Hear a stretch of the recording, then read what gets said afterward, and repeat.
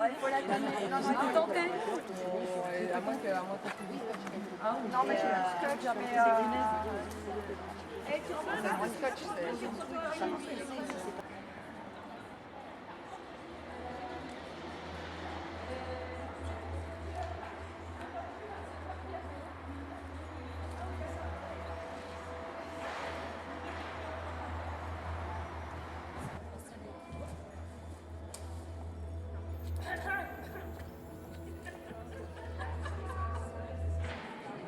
Bonjour Véronique, donc tu es ici pourquoi aujourd'hui?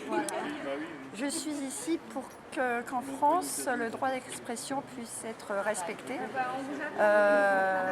Sophie Robert, qui est une réalisatrice que je soutiens, a vu son film reportage sur la psychanalyse interdit et ça me choque. Je suis choquée parce que ce film reflète tout ce que nous pouvons voir en tant que parents d'enfants autistes dans les cabinets. Il est le reflet exact de la réalité et voilà, je trouve dommage qu'il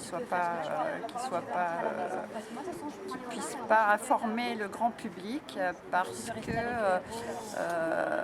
l'argent qui est affecté à la prise en charge psychanalytique pourrait être affecté à la prise en charge éducative qui permet à nos enfants de progresser, tandis que là, on se retrouve dans une impasse en France et il faut que ça bouge.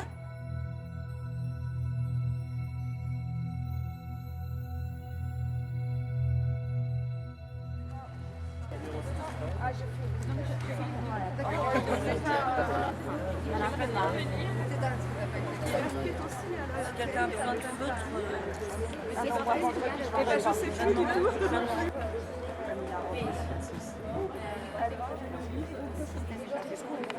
Bonjour Alexandre. Bonjour. Ta présence ici aujourd'hui, c'est pour dénoncer quoi? C'est pour montrer mon soutien à l'action menée en faveur de Sophie Robert pour son documentaire parce que la psychanalyse a tendance à m'horripiler un peu. Et puis je trouve que le procès qui lui a été fait assez... Alors ça a commencé au collège, j'avais pas mal de difficultés, notamment au niveau relationnel avec les autres. Le psychologue scolaire du collège m'a envoyé au CMP près de chez moi. J'ai passé pas mal de tests, notamment test de QI. Et j'ai démarré un suivi psychologique sur 5 ans.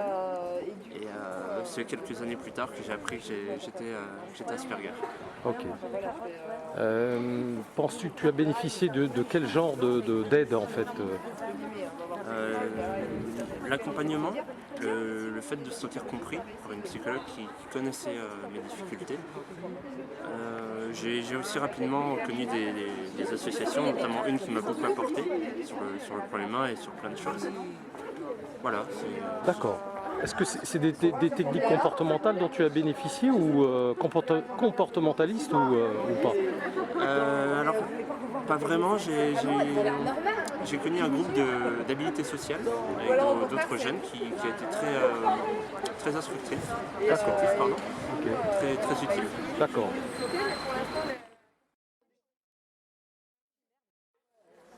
Ta présence ici aujourd'hui, oui.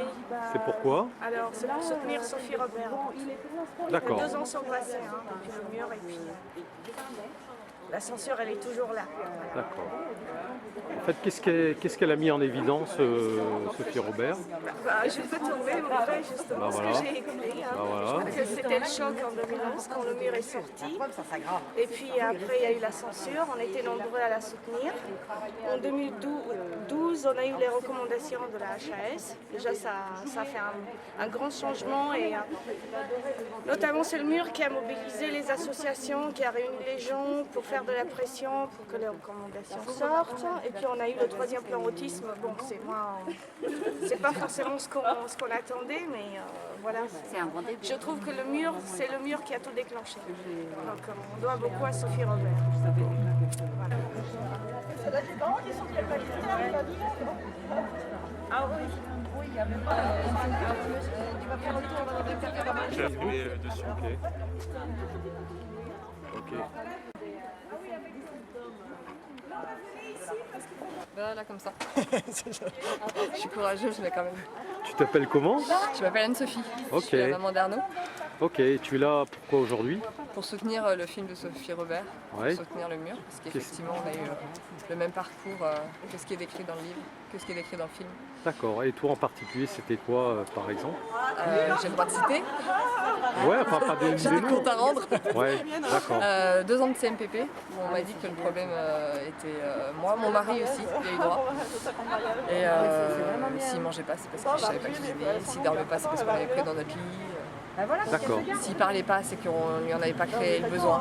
d'accord, Et il fallait surtout rien faire, il fallait attendre que ça arrive. d'accord. Et c'est la psychanalyse qui est en cause là-dedans? Ah, c'est vraiment purement la psychanalyse parce que du coup, quand nous on a dit c'est de l'autisme, on nous a dit non, c'est pas de l'autisme.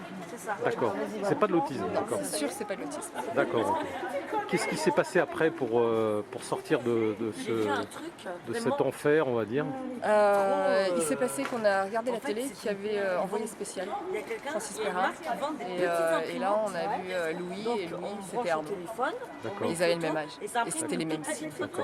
Et il y a eu un diagnostic par la suite? Ah, il y a eu un diagnostic 2 mois plus tard qui confirmait que c'était de l'autisme. Et D'accord. quand on est retourné voir nos psychanalystes pour leur dire maintenant on sait c'est de l'autisme, on nous a dit que c'était des charlatans. D'accord, ok. Et ça a duré 2 ans. Et votre enfant, il est suivi où là actuellement? Il a... Suivi par le CSAT des premières classes, par une méthode ABA. Et il est au CE2 avec les enfants de son âge.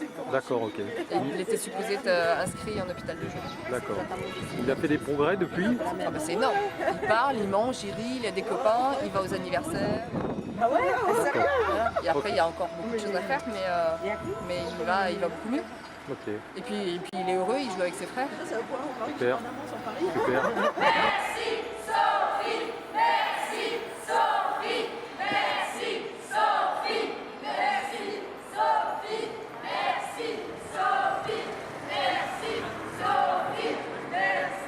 Concernant le 3e plan autisme, qu'est-ce que tu en penses? J'en pense qu'il n'est pas mis en œuvre, qu'il reste de la théorie. Encore récemment, une structure vient d'ouvrir avec à la pointe de ce qui se fait et on peut voir qu'un atelier pataugeoire va être offert aux enfants et nos enfants ils n'ont pas besoin de ça du tout. Ils ont besoin qu'on leur apprenne à évoluer et la pataugeoire c'est une voie de garage. D'accord. C'est une belle avancée quand même parce qu'elle a été déclarée non consensuelle la psychanalyse là. Alors oui, mais sur le terrain, la grosse difficulté réside déjà dans les formations. Pour pouvoir mettre en œuvre ce 3e plan autisme. Donc il faut multiplier les formations adaptées et ensuite au niveau des structures existantes. Donc il y a vraiment beaucoup de travail et il ne faut pas lâcher et vraiment rester vigilant sur ce qui se passe en France parce que le contribuable est sollicité.